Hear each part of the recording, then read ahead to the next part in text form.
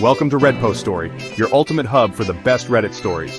From jaw-dropping revenge tales to heartwarming moments and insane drama, we bring you the wildest, funniest, and most dramatic posts from subreddits like r/AmITheA hole, r/ProRevenge, r/EntitledParents, and more. Love our content? Support us on Ko-Fi at ko-fi.com/redpost_story. Every coffee helps us bring you more amazing stories. Don't forget to subscribe and hit the bell so you never miss an upload. New stories drop every week. Got a crazy Reddit story?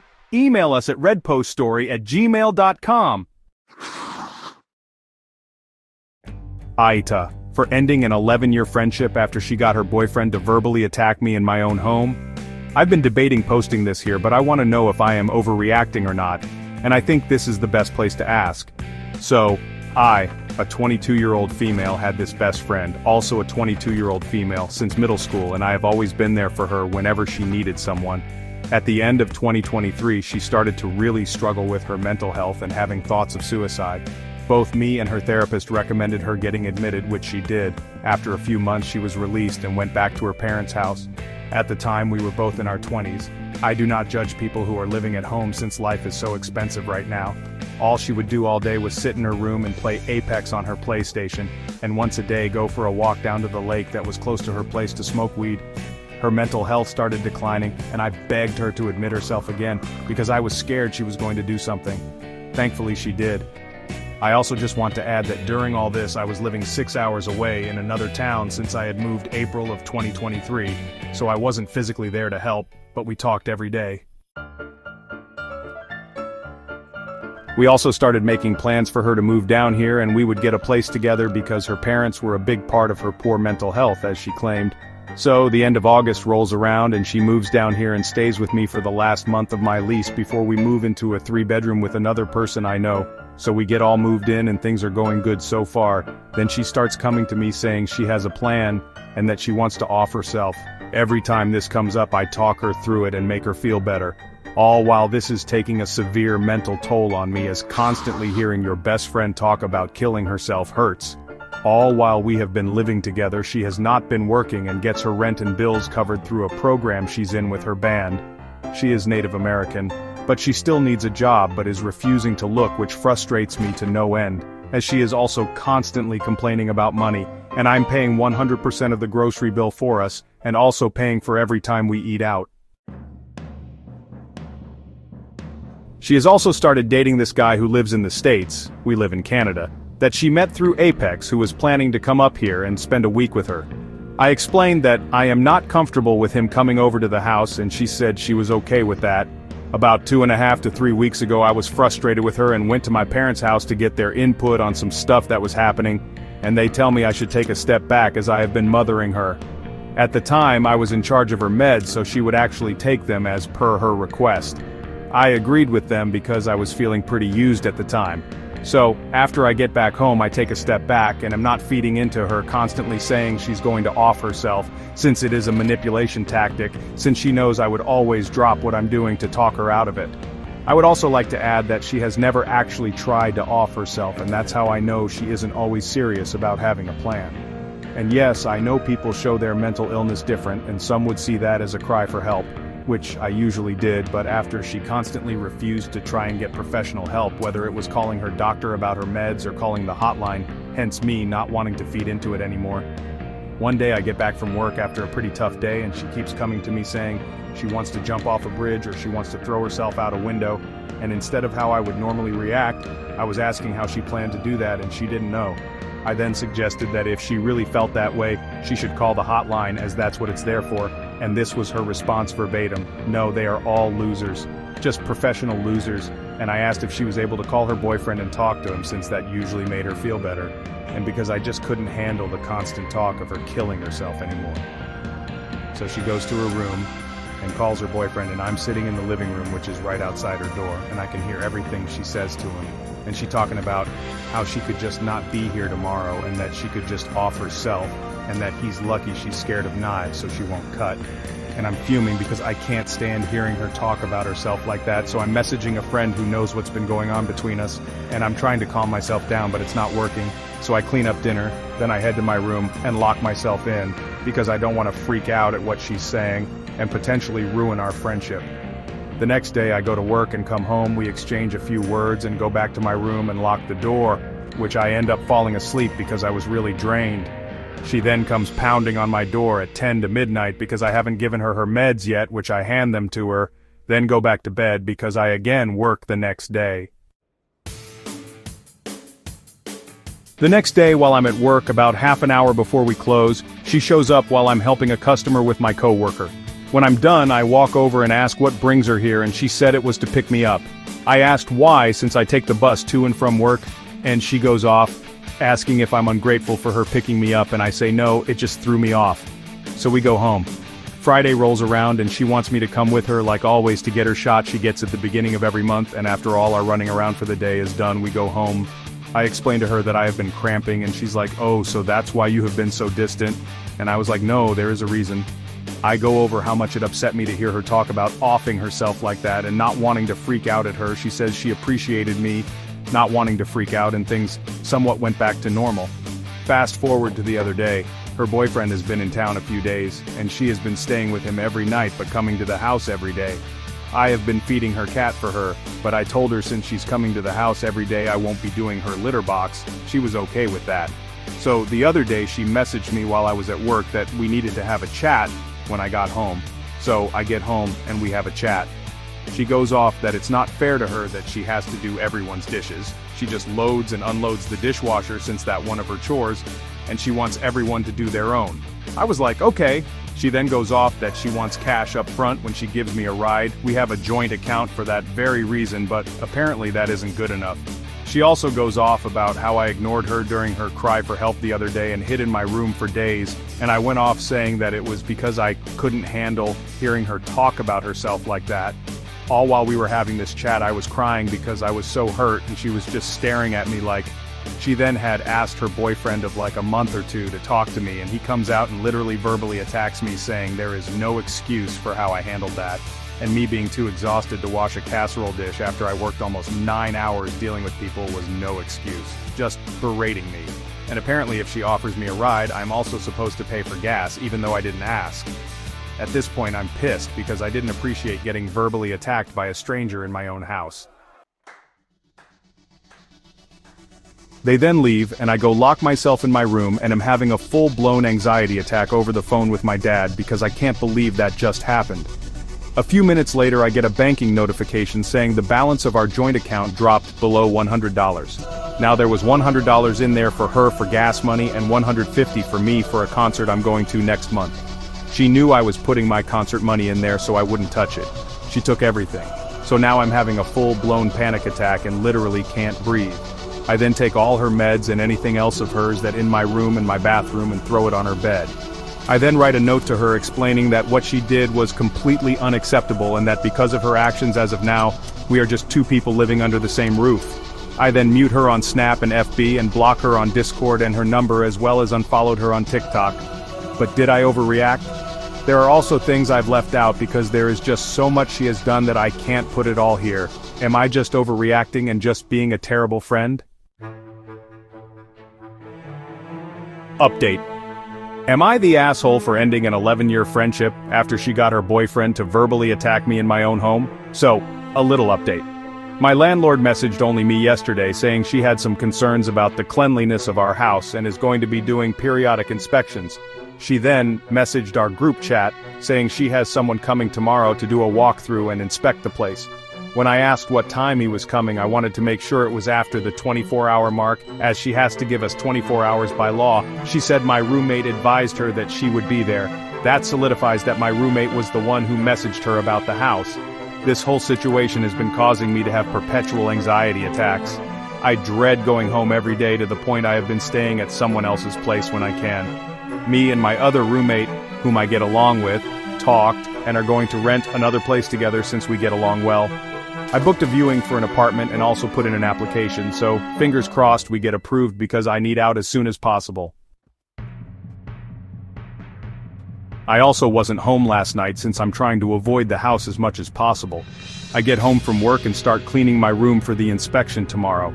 and I start smelling cat piss in my closet and on my bedding. Now, I have been locking my door recently because I don't want her in my room. It is your typical interior door lock that can be easily unlocked from the other side. I've also been putting a small piece of paper wedged in the door so it falls when the door opens. My window was also cracked, which I know I didn't leave open while I was gone. She broke into my room and I'm guessing locked her cat in so she would piss on my stuff because she is really bad for not using her litter box. I'm going to get a camera to hide in my room until I move out, but I am beyond frustrated. I would also like to thank everyone from the original post for telling me I wasn't overreacting. And yes, I know it was stupid opening an account with her and putting my own money in it. Update 2. Am I the asshole for ending an 11-year friendship after she got her boyfriend to verbally attack me in my own home?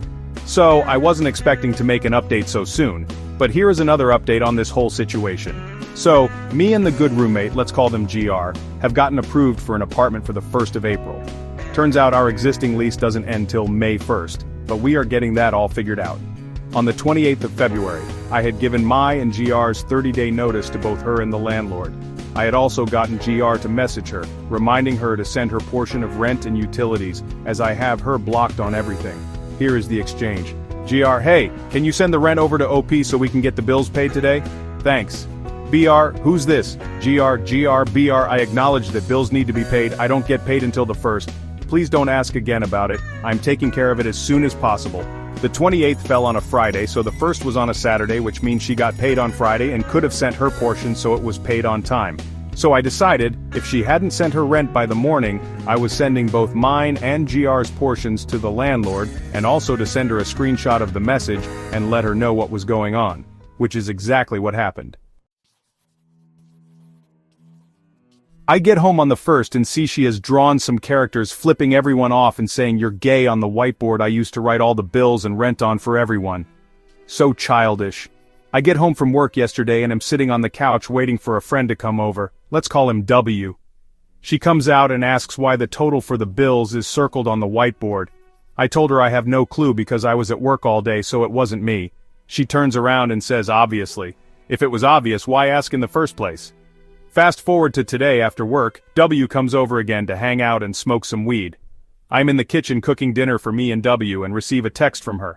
BROP, she used my first and last name. Your friend cannot stay in the house. I do not feel safe nor trust a stranger to stay in the same house I pay to live in just like you. I want him gone by 10 p.m. or I'm calling the cops to have him removed. She has no grounds to call the cops on my guest, who is sitting quietly in my room and not doing anything. She also sent an identical message to our landlord, who then called GR to see what was going on. After the talk with the landlord, GR called me downstairs and told me what happened. She claimed she didn't feel safe with W at the house, even though she brought a stranger she met online into our house when they met in person for the first time, even after both me and GR said we were not comfortable with it. She also claimed the house smelled like weed. I had just come in from smoking a joint, so it was on my clothing. She also claimed she wasn't comfortable with my dad coming over to the house since he was threatening. My dad welcomed her into his house when she first moved in, and had treated her no differently than his children. But he's threatening. I don't know if I will last the whole month. Here is the original note I had written her when this all started, and the email I sent to her social worker. Enjoy the read all, and I'll keep you all updated. Note: Dear BR, I cannot express how attacked and betrayed I currently feel. Having a conversation between the two of us is one thing, but then asking your boyfriend to verbally assault me is another, and is completely unacceptable. I understand where you are coming from with the dishes, but you need to understand that I work all day just to come home to cook dinner for all of us, while you sit in your room all day playing video games and not even attempting to look for employment. To say that frustrates me is an understatement. I have been here supporting you since before you moved down here, while we were still in school. And for you to get upset that I wasn't mentally able to help you one night, out of several that I have been on the phone with you and talked you through it, is not fair to me. Then to top it off, you have your boyfriend berate me for that. You are not the only one here who is dealing with mental health issues and thoughts of suicide, and for you to act like you are and to get upset with how I choose to handle things is not okay and completely unacceptable. For a while now, I have not felt appreciated by you and all the things I have done to cater to you because I genuinely cared for you and wanted to make sure you were okay, but now I can see you truly did not care one bit for all I did. All the things I said I would cover till you got paid or you got a job, All the hundreds of dollars I spent covering 100% of the grocery bills because money was stressing you out, and all the mental sacrifices I've made to make sure I would wake up and you would still be here have obviously meant nothing to you. You then go as far as to take the money out of our joint account, only $100 of which was rightfully yours, as I had told you last month that I was going to be putting money in there for my upcoming concert in Vancouver. I can now truly see that this friendship has been one-sided for far too long, and I am here to say as of now, we are just two people living under the same roof, and if you try to act as if everything is normal, that will only solidify it. I do not wish to be contacted by you or your boyfriend currently and hope you respect that. I hope you are happy, genuinely, but you have turned into something you claimed to hate, and you need to truly realize that. You are also no longer allowed in my room or my bathroom as I do not want you in my personal space. I hope this helps open your eyes.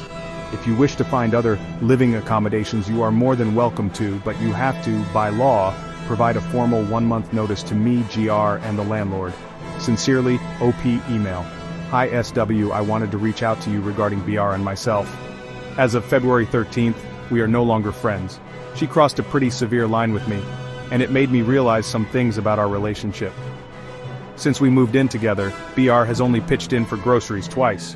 Every other time I covered the $300 to $450 grocery bill in full, as she kept saying money was stressing her out.